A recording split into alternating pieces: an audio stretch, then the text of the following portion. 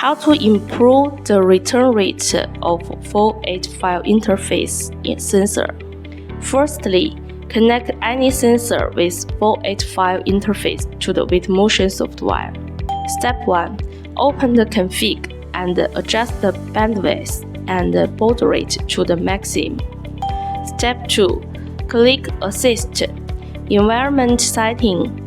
Read the interval to 5. Then can improve the return rate successful. Note: since the 48 file interface is in reply model, increasing the return rate of the 48 file interface does not allow for stable return. If you need stability and faster return rate, please choose products with TTL or 232 or CAN interface.